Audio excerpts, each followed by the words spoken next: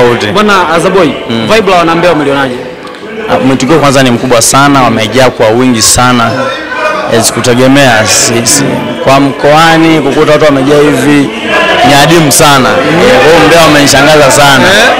Watu wa Mbeya wanapenda sana comedy, wanapenda kurelax. Tutegemee kukuona zaidi kwenye Mbeya stand up comedy. Mbeya kwangu, yani Mbeya kwanza mimi hata kabla ya hii show. Mimi washikaji wangu wengi ni watu wa Mbeya. Kama kina Eliudi, kina Makasege pale, kina Kipo Toshi, kina Mkazi, kina Mboneke. Kwa mimi wage ni washikaji zangu sana watu wa Mbeya. Stage ilivyo. Lakini ulipopanda, huenda ikawa ni tofauti au ndivyo ulivyokuta. Kitu gani tunaweza tukatamani? Kwanza sikutegemea, ambacho sikutegemea kwamba watu kwa wengi.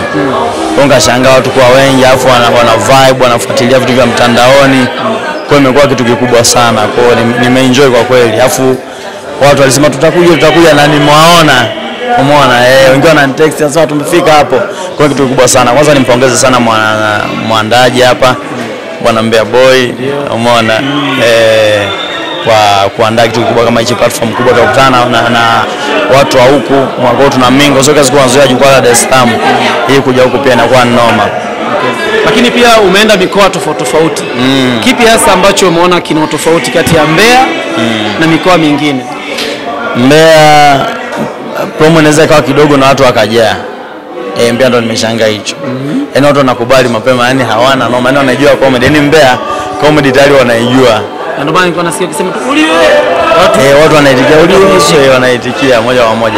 Shoti nafikiri ni kitu ambacho wewe mwenyewe unategemea na kitu ambacho kinakufurahisha wewe kama comedian ambaye unatazamwa sasa. Mimi mwenyewe nimekuwa surprised na kuona tu TikTok wapi na nini. So matokeo kama hapa yanatufurahisha sana kwa sababu unaona kwamba lengo langu ni watu wafikie na imewafikia watu. Kwa unakuwa una appreciate sana kama hivyo, unaona watu wanaonesha love kubwa sana. Umeona tukutana nao kama hivi, jamaa naomba nini, naomba picha, naomba tuonane, naomba tuongee, naomba tukutane na wewe, naomba tufanye biashara na wewe hivyo. Kwa naambia pia hivi watu wanapokuwa wanakufuata labda kama hii kwa upande positive sana kwamba brand na nini, au unachukua kwa negative bana bugudha na nini? Mimi na enjoy kwa sababu ndio kitu nimekitafuta kwa muda mrefu, nimekitengeneza kwa muda mrefu.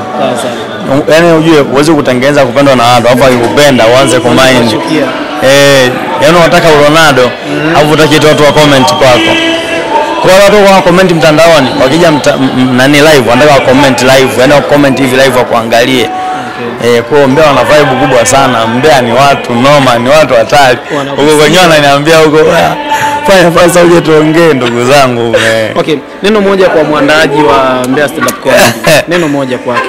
Neno moja ni mthubutu na ni noma sana. Na comedians ambao wanafanya kazi na yeye wamwamini. Ni mtu mzuri sana. Lakini pia jukwani nimepata zawadi ambayo naweza nikawa exclusive hapo, jitu la mtumba ili hapo. Jitu la mtumba limesema nichukue hii hapa, likaweka na hela nyingi mle ndani. Kwa hiyo nimeappreciate sana wanambea. Wanambea wako na love sana. Okay, lakini pia tuna show nyingine mwezi wa 8, tarehe 8 mwezi wa 8.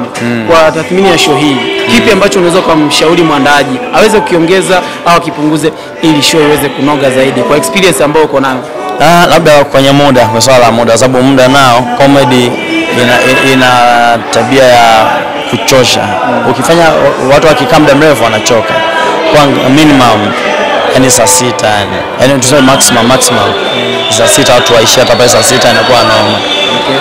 Basi salamu kwa wanambea bana, nawaambia ndaga mapembelo mwanini mwagona hapo wanambea kama tumamaliza fulani hivi. Kwa one love wanambea. Umetisha sana. Shukrani sana. Fly sana.